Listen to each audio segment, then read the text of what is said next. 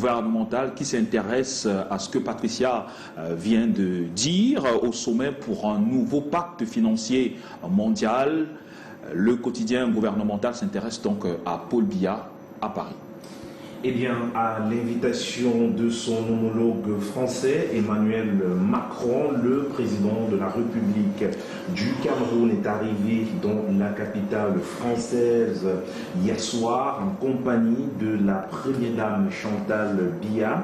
Le chef de l'État prend part dès ce matin à la rencontre. Donc, le but est de poser les bases de nouveaux consensus pour un système financier international plus solidaire.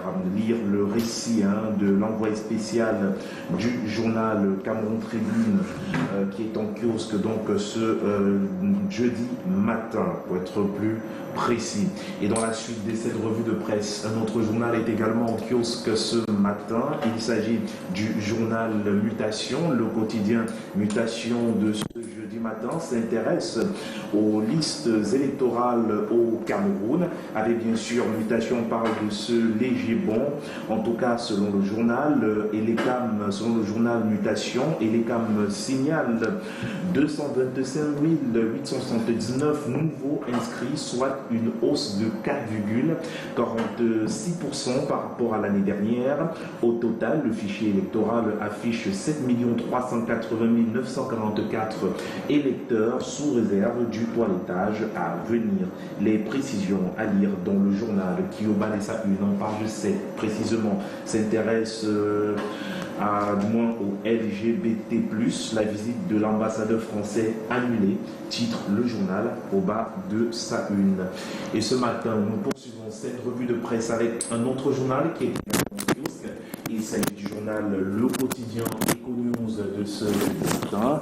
Eh bien, le journal en kiosque nous parle de la caisse de dépôt et consignation des banques. Pour le journal, il s'agit d'une collaboration dans deux cires. Eh bien, les établissements de crédit rechignent à déclarer ou alors font des déclarations partielles des fonds à transférer à la caisse des dépôts et consignations. Pourquoi cette situation perdure malgré les plaintes de Richard Evina Obam, le premier directeur général de cette entreprise?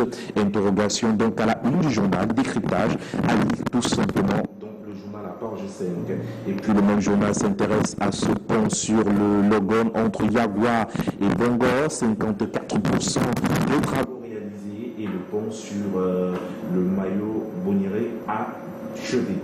Nous poursuivons cette revue de presse avec un autre journal ce matin. Il s'agit du journal L'Essor en kiosque de ce jour. L'Essor s'intéresse à ces dénonciations des déserteurs au Minesec. Plusieurs chefs d'établissement bientôt relevés de leurs fonctions. Titre donc le journal L'Essor en kiosque ce matin pour avoir protégé certains enseignants hors du pays contre de fortes récompenses, voire contre de fortes récompenses, voire le partage de salaire. Certains chefs d'établissement, pour la plupart des proviseurs et directeurs, seront rétrogradés d'ici peu suite aux nombreuses dénonciations anonymes. La suite de l'actualité à retrouver dans ce journal L'Essor en kiosque ce matin.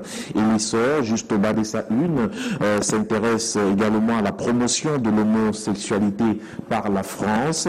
Selon le journal, Jean-Marc Betton déclaré persona non grata au Cameroun. Jean-Marc Betton, ambassadeur français pour les droits LGBT, s'est heurté au refus catégorique du gouvernement camerounais à l'organisation d'une conférence sur les droits des homosexuels avec effet immédiat d'annulation d'un probable séjour au Cameroun. Une actualité à lire dans le journal en kiosque, eh bien, au sommet de une du journal L'Essor de ce matin, on parle de ce nouveau pacte financier. Paul et Chantal Biya, invités de luxe d'Emmanuel Macron. Poursuivons donc pour parler du cacao à présent, cette fois-ci avec le journal La Météo qui est en kiosque ce jeudi, cacao fin. Le Cameroun intègre la liste des producteurs exportants.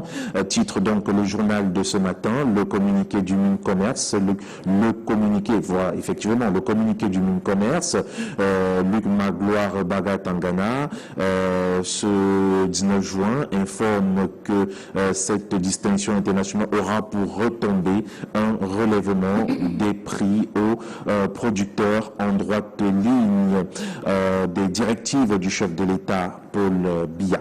Et dans la suite de la revue de presse, Info Matin est également en kiosque ce jour. On parle des enseignements secondaires avec ce journal, Nalova Lyonga, qui libère les temporaires.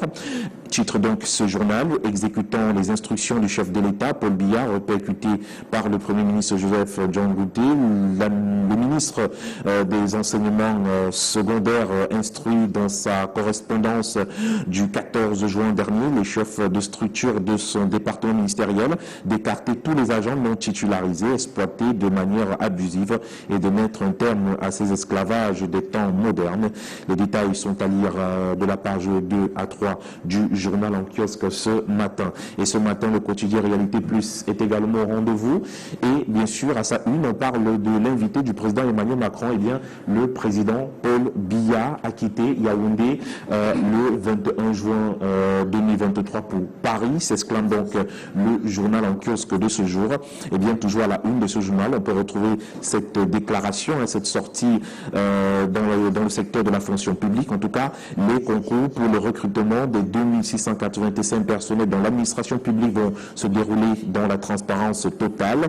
Déclaration phare du ministre de la fonction publique et de la réforme administrative, Joseph Lé, était face à la presse le 21 juin 2023 pour décliner tous les contours de l'opération au lendemain des 48 arrêtés qu'il a signés le 12 juin dernier, lançant les concours pour le recrutement au sein de l'administration publique camerounaise. L'intégralité de son point de presse à lire dans ce journal.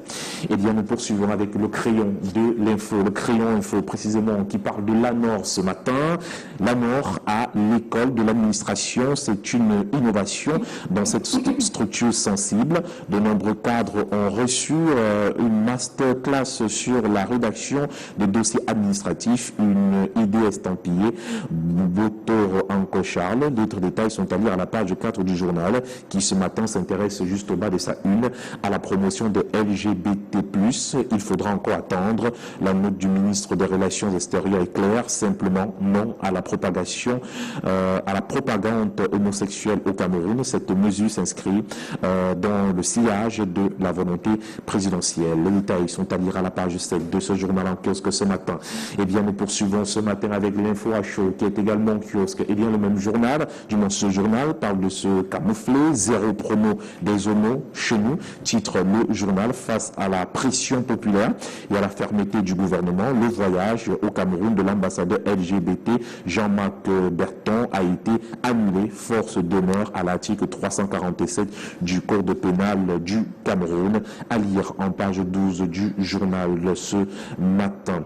Et nous parlons cette fois-ci de cette caisse des dépôts et consignations. C'est avec l'économie quotidien qui nous parle de cette banque qui tarde à déclarer les fonds à transférer, ce qui contribue à bloquer les activités de cette structure opérationnelle depuis le 20 janvier 2023 avec la nomination de ses premiers dirigeants. Et de la finance mondiale, juste au bas de une du journal, Paul Biya participe au sommet qui s'ouvre ce jour à Paris. Peut-on lire dans le journal en kiosque. Et nous terminons cette revue de presse avec un autre journal qui est également au rendez-vous, La Voix des Jeunes, qui ce matin s'intéresse à la contractualisation qui est égale à la fin de grève. Exclamation à la une du journal. Grève du personnel de santé, peut-on lire dans ce journal. Le MINFOPRA interpellé. Le personnel de santé maintient sa grève débutée depuis le 22 mai dernier. Ce sont 27 000 soldats en blouse blanche qui réclament leur contractualisation dans la fonction publique, une revendication relevant des compétences du ministère de la fonction publique et de la réforme administrative. Et c'est avec ce journal que nous mettons un terme à cette revue de presse ce matin sur Canal 2 International. Merci beaucoup Junior Hussein. C'est vrai que beaucoup de journaux ont longuement tablé sur cette sortie du ministre des Relations extérieures, le jeune Belambela, pour ne pas le nommer, qui aboutit justement à la suspension ou l'annulation de la conférence prévue par l'ambassadeur pour les causes LGBT. Mais disait Pascal, l'écrivain Pascal, il disait « vérité en deçà des Pyrénées, erreur au-delà ». Pour dire que ce qui vaut pour un peuple ne l'est pas forcément pour un autre. Je pense que c'est au-delà de cela. Vous pouvez donner votre appréciation on ne va pas faire une fixation peut-être sur le sujet, mais on va peut-être par extension toucher beaucoup d'autres aspects qui peuvent porter atteinte à nos mœurs en fait. Si on reste sur la station de Blaise Pascal, il faut également reconnaître que si l'homosexualité est valable en France et dans plusieurs pays en Europe, et dans quelques pays en Afrique, eh bien l'homosexualité, du moins la polygamie, est également valable au Cameroun et peut être valable en France. Hein. Ça, il faut être clair. C'est-à-dire que si on peut demander à un gouvernement de venir faire la propagande de l'homosexualité sur son territoire, il faudrait que la France comprenne également que le Cameroun peut avoir des propositions pour venir vulgariser la polygamie en France, pour enseigner la polygamie aux enfants français, pour rappeler aux Français que la polygamie fait partie des mœurs africaines, que la polygamie est une identité africaine et que la polygamie permet à un homme d'avoir plusieurs femmes et de procréer des enfants, que la polygamie est une relation entre un homme et plusieurs femmes et que cet homme-là couche avec ces femmes-là pour avoir des enfants parce que l'Afrique est un continent qui a besoin d'avoir des enfants. Donc la relation entre l'homme et la femme en Afrique est une relation purement spirituelle. Ce n'est pas une relation entre homme et homme ou femme et femme. C'est une relation entre homme et femmes. Et donc la polygamie doit être également un élément central que l'on doit enseigner aux enfants français pour les faire comprendre qu'il n'y a en réalité aucun danger à être polygame.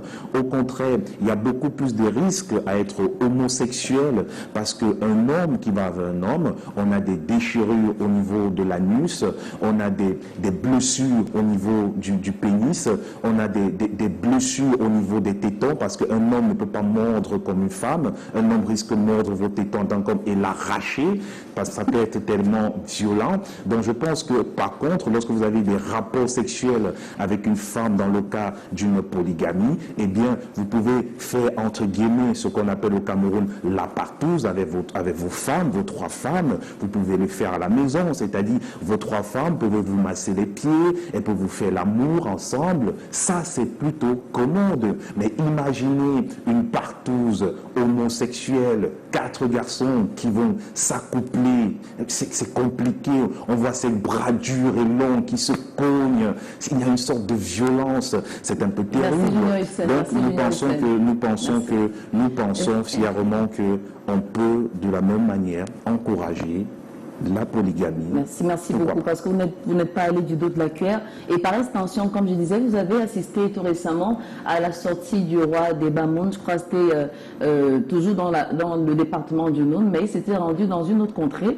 Et il y a un autre chef ou un autre roi qui a osé l'appeler, on va le dire comme ça, l'appeler son fils, et qui n'a pas été accepté. Comme je disais, pour revenir à la citation de Pascal, vérité en deçà des Pyrénées, erreur au-delà. Pour dire que beaucoup se sont insurgés en disant que mais qui est-il pour traiter un être humain de cette manière? Pourquoi est-ce qu'on l'a battu? Pourquoi est-ce ça? Ça veut dire que quand on arrive dans un contexte, on a l'obligation de respecter bien les mœurs de ce territoire-là.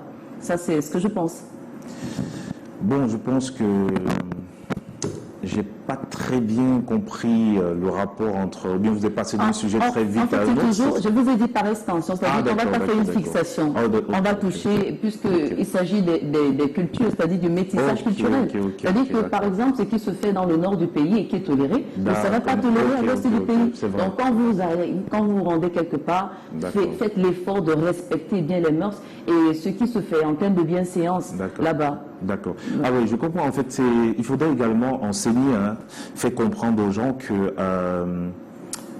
ce qui est propre à une société n'est peut-être pas propre à une autre société. Tout à fait.